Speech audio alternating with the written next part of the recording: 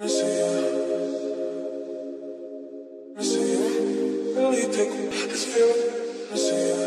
you doing, Chris? How you doing, Daniel? Good to see you again. Good to see you. Yeah, Russell should be on his way. I don't know if you just talked to him. Yeah. I like the hair, dude. Thanks, man.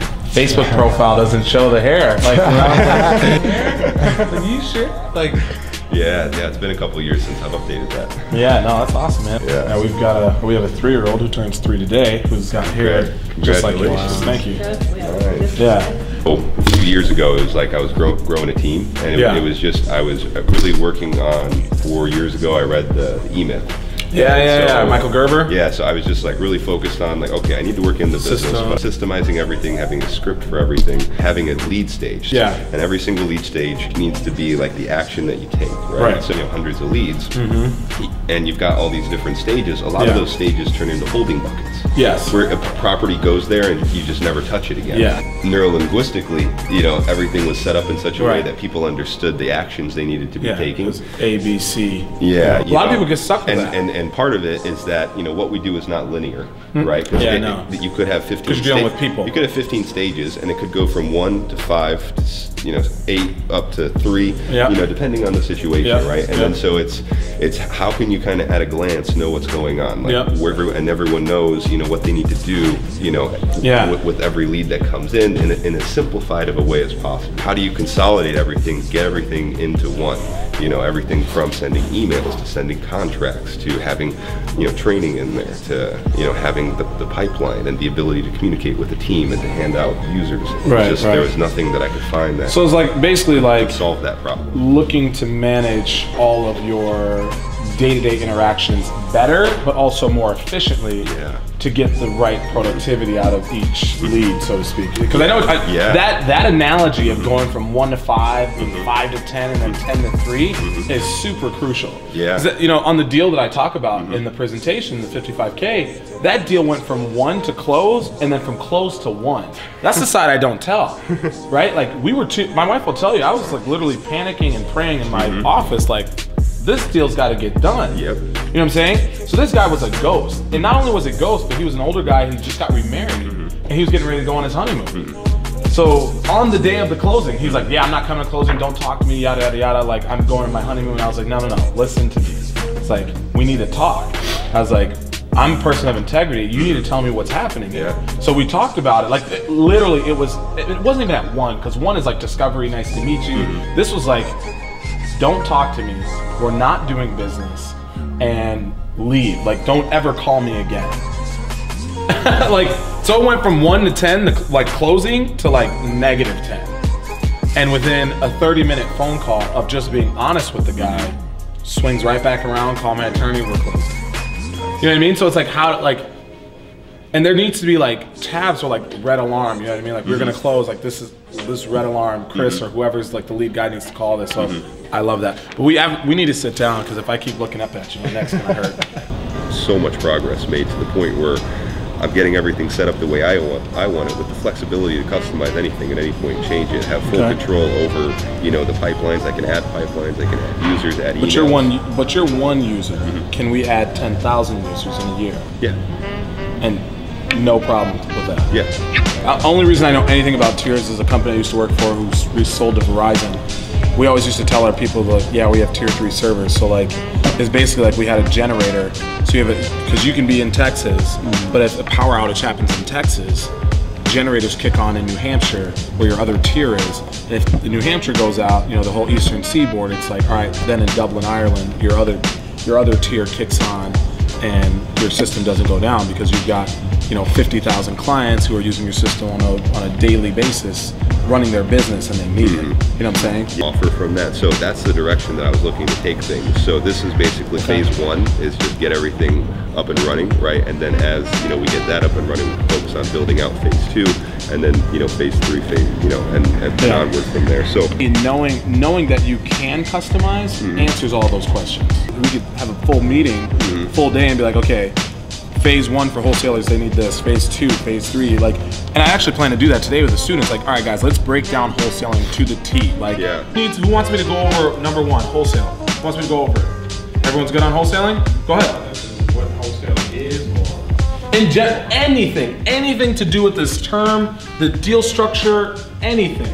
If you even have, how do I put a period at the end of wholesale? I mean, that's what I'm here for. I'm serious. No, just a quick sequence of how a wholesale. Perfect. Okay, so first off, wholesaling is the art, you can write this down, it is the art of finding something, anything at a discount and selling it for a profit. That's wholesaling. You don't have to put it in the context of houses, we just do it with houses. If you bought my shoe for less than what it was worth and then sold it for more than what you bought it for, you just wholesaled. Jeff's like, come on, Daniel, this is basic. Jeff just did it.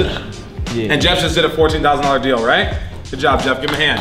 On a cold call from an absentee owner list, love it, love it. And that's what this is all about too. Guys, listen to me. If you're not in the Facebook group, commenting, promoting, and uplifting everybody else, they won't do it for you. And you need it to get to the next level. Like if you look at the McDonald's corporation, right? All the McDonald's companies have to report to McDonald's and say, here's what our numbers are, here's what our stats are, here's what our hire and fire rate was. So I want the ability to be able to send a member who just signs up in a month saying, hey, in pipeline 3, which is you haven't called them back and they're a warm lead, you've got 7. What's going on with those 7? So that if you fail, it's on you. It's not on us, because we're updating you on your process, on your system. Like, hey, you got started 3 weeks ago and you just told me you want to cancel, but you haven't made it to video 3. Right. Video 3 is the video that tells you when to start, how to start, and what to say on the phone. So I want complete autonomy over in all of the users. I want to have the autonomy to see everything and update them that we know we see everything. What can we do to help move you to the next step? Okay, so you gotta get in the group, encourage people, comment. Here's what I did today. I got 3 leads, I ran my RVMs, whatever it was, right? You gotta get in there and do that. Okay, so wholesaling is the art of buying something at a discount or getting it under contract at a discount and selling your rights to the contract or whatever you bought for higher than what you bought it for.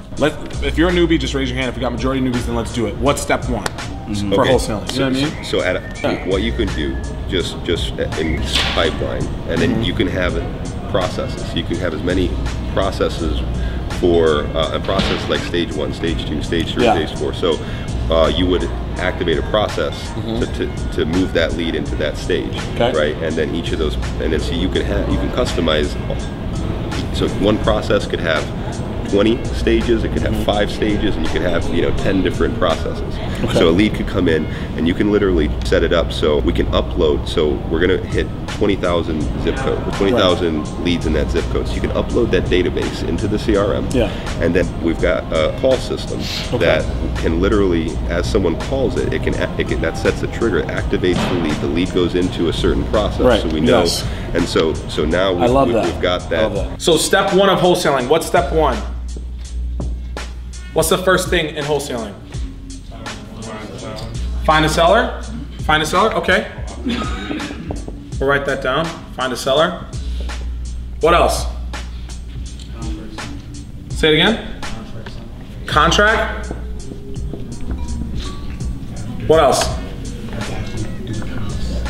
Maybe. What else? Find a buyer? Okay. I like it, keep it coming, Jeff. I want to know what you guys believe the first step is. What's the first step? What else? Marlon? Analyze the property somewhere, I would imagine. At first, that's step 1? Marketing. Marketing? Yeah, marketing. Okay, it's a good one. Knowledge. Knowledge, all right, Ty Lopez, knowledge. All right, what else? Any other first steps you can think of? Qualify. Qualify, okay. What are we qualifying, the air? The air quality? No? All right, what else? Anything else? Escrow, close. Analyze the deal, close. Okay. Tell me again specifically. So put it this way, let's say we've got the entire state of Illinois. So basically, we're looking to package it all together, from the emails to the website to the CRM, to the phone system. So it's basically OnCarrot meets Podio meets DataZap, ListSource, RingCentral. Like it's your RE toolbox, and so meets everything. REIWolfpack. Exactly. So we're just talking about step 1. So guys, the first thing that when it comes to wholesaling is you have to know what you're trying to wholesale, right? You can wholesale apartment buildings, you can wholesale 2 to 3 flats, 4 flats, you can wholesale single family homes. So you have to know what you're trying to wholesale, right? Because if you pick zip codes where there's mainly 2 flats and 3 flats and 4 flats, but you only know how to do the comps for a single family, you're gonna be a little stuck, okay? Go ahead. So are you saying have a niche? No, I'm not saying have a niche. That's a great question. I am not saying to have a niche either. And I'm not saying you need to know it all before you do it either, right? Because the best way to learn, sometimes in the beginning, is just stumbling through it. But you have Russell, myself, and the rest of the team here to also help you eliminate some of those extra mistakes that you might make. Like when you do get a property under contract, losing it because you don't have a buyer, you didn't do the comps right. Like I want you to fail your way to getting the contract or getting the seller, but then at that point, let us help you not fail until you close. But you have to get to that point where you're beyond the fear of starting to find the right people, right? And having those conversations, okay? So step 1, I would say, is market. And again, this is like, what am I wholesaling? Because if you go to an area where there's just land, how do you wholesale land? Do you know how?